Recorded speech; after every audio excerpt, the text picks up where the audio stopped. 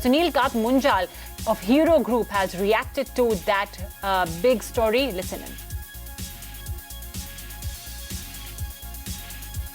For joining us at ET now.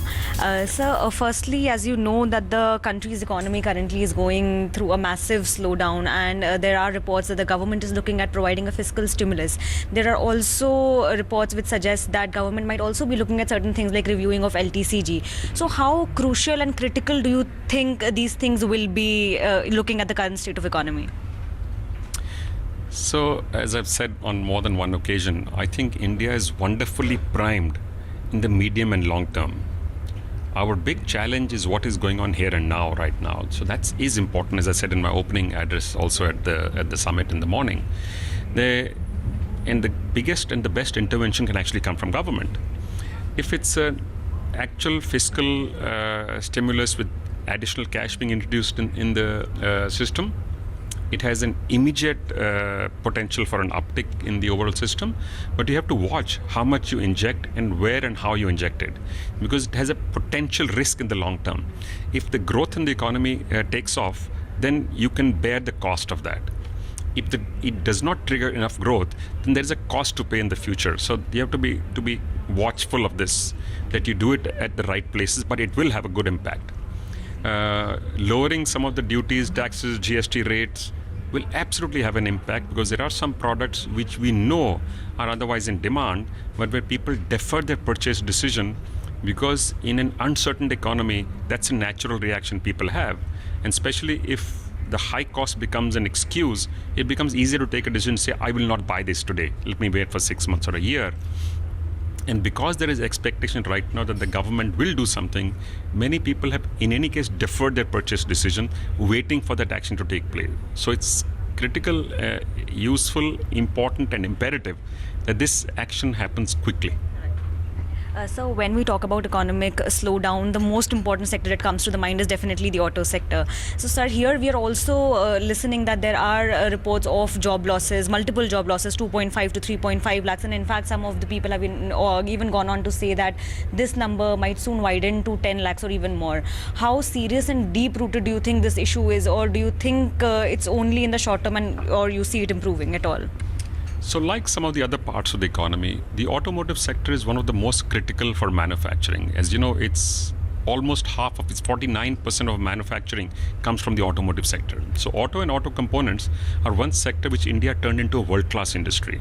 In terms of quality, products, innovation, design, we've actually gone to as good as it gets. When that sector suffers, the multiplier effect is actually very profound on the overall economy.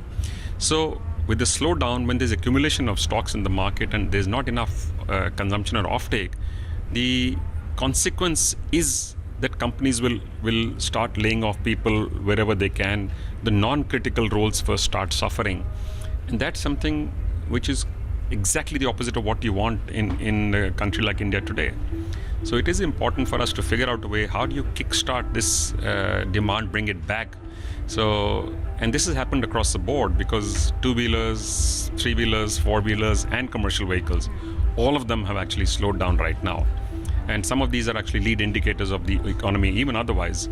So we do need to make sure that we trigger the changes for the betterment very quickly to avoid this becoming a situation which becomes hard to come out of, and has a long cycle for recovery otherwise. So do you see the electric vehicles as a new disruptor in the economy soon? So that we have to switch to cleaner fuels is absolutely a given.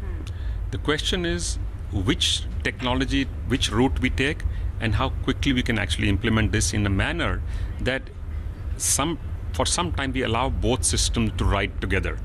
Because we will not have enough infrastructure developed across the country to provide either electric vehicles or hydrogen fuel cell-driven vehicles, because whether it's getting hydrogen across, getting enough charging points across at the kilowattage required, it's still some distance away. But the direction that we have chosen is absolutely right, that we will become a clean energy nation. Our development of solar and wind energy is one of the fastest in the world. Our direction now to push the automotive industry into cleaner fuels is clearly a welcome direction. It has to be done again with policymakers and the industry together. And of course, it's a disruption. And any disruption like this always opens some questions as to what the future holds for us. Sir, the CEA KV Subramaniam has time and again, in fact, on multiple occasions, he has talked about the privatization of profits and socialization of losses. What is your comment on that? On that point, I have a complete disagreement with him. Often you've seen the best economies in the world, how they develop, how they evolve. And we are not the first economy doing this. Many countries have done this. So it's easy for us to see what has worked and what has not worked. What a good economy needs and wants is that the government policymakers make easy policy which can be implemented and leave the industry free to operate, to be entrepreneurial, to provide its energy, etc. But in terms of a crisis, at times of a problem, the industry has to be the safety net.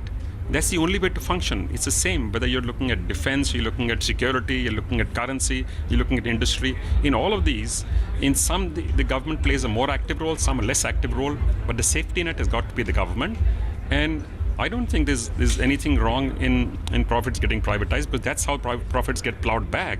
And the private sector has got to provide the big engine for growth over time, because the active role in running industry and business for the government will continue to shrink and decline. So somebody has got to play that role, and that's going to be the private sector. Sir, quickly, lastly.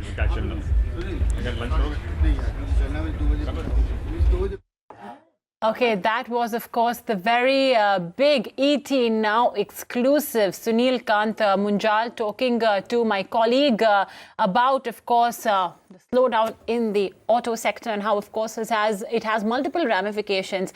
Most importantly, he is disagreeing with the CEA's comments that he made while talking to ET Now's managing editor, Nikunj Dalmia.